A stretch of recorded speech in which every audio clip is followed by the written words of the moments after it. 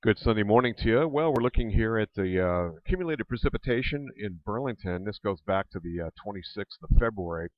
And you can see these are the individual weather systems that produced accumulated rainfall. But you note this is the normal trajectory here, the line where we typically are. And just note how dry it has been. And this is having an accumulated effect, despite the fact that we're at leaf out and green up, and things are so green out there. They're relatively dry, and we still have fire danger to worry about. So listen, if you're cooking out of doors today, a little bit of wind this afternoon out of the west and southwest at 20 to 25, 30 miles an hour with some gusts there. Do be careful because things can get out of control pretty quickly as conditions are relatively dry. It's not as dry as it has been, but certainly we're running well below normal in precipitation. Now things are going to be changing, but the rest of this Memorial Day weekend, you want to watch your cookouts and your fires and whatnot.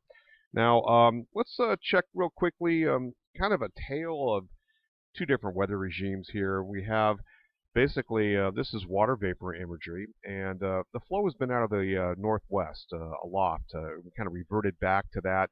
It brought us our cold, frosty temperatures and well below normal temperatures most recently.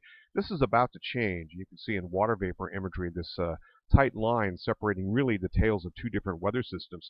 These are your shortwave troughs that are moving in across parts of Canada from the prairies. It even produced a few thunderstorms north of the Great Lakes yesterday, and there is a shortwave trough that's made it down into our neck of the woods here. You can see a little bit of cloud cover. It's moving across parts of northern Vermont right now, and there could even be a couple isolated thunderstorm cells up in parts of up around Caribou, Maine, and over southeastern Quebec. I think it's going to stay north of the U.S.-Canadian border for us. But this is the last of these shortwave troughs, and we're about to see the makings of a warm front. This is going to be working in during the morning hours tomorrow. Now, but what I've overlaid here are dew point temperatures. You can see just how dry things are. So where do things really moisten up? You have to get back over here with this precipitation. And the southern and central plains, flash floods and whatnot, just been a daily onslaught. And so we're looking at precipitation amounts greater than 5 inches in some locations here. But some of that moisture is going to go over the top of this ridge and then spill in as a warm front. This is going to be taking place during the day tomorrow and mostly tomorrow afternoon and evening. I want to also illustrate the point here that the Department of Recreation, Department of Forest, Parks, and Recreation is Vermont has indicated that conditions, again, are relatively dry, and National Weather Service concurs with 25 to 35% relative humidities, along with gusty west to southwest winds today, 20 to 30 miles an hour. This is going to exacerbate conditions today for fire, so heads up on that. Let's check some live lightning, or at least 24-hour lightning here. It is kind of interesting to note that we've had, over the past 24 hours, some pretty good shower and thunderstorm activity across the Intermountain West, the Rockies, and this is an upper level system that's putting out pulse thunderstorm activity during the afternoon and evening hours across a wide area. You can see some of that thunderstorm activity across the Sierra Nevada where they need some rain. They don't need the lightning. Some of that has even made it down in places like Bakersfield. And the animation today, you can see that we're looking at really the bulk of pretty tremendous amount of shower and thunderstorm activity has really been across the Gulf coastal areas. And we've had a little bit of thunderstorm activity really north of the Great Lakes, as I mentioned yesterday. Now, this is potentially in our neck of the woods here. You can see just a few sporadic lightning strikes here, and then that's going to move off. Okay, what you're looking at here is the European model and just kind of where the precipitable water amounts are.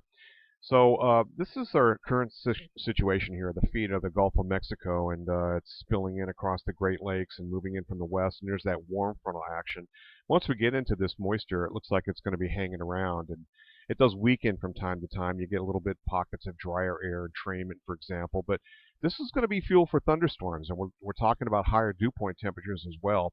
And so we're going to have some thunderstorm activity really starting on Tuesday and continuing into probably Friday or even this coming weekend, as there might be a cold front trying to make it in here, but it looks like it could stall, and that probably means a wavy frontal system of some sort with decent amounts of precipitation. Speaking of which, let's look at the total accumulated precipitation and walk this back just a little bit. So there's your feed, and take a look at the really southern plains and central plains. This is the areas that are going to see better than 5 inches of rainfall. And it just continues. These areas are seeing terrible flooding, and the pattern really doesn't shift that much. But a lot of that moisture goes around the area of higher pressure, like a Bermuda area of higher pressure, and continues to come at us from the west. So that's going to be the setup for really the next several days. No worries about any more frost for some time to come here. The other thing I want to show you here is probably the makings of some kind of a tropical system getting up into the Baja California area.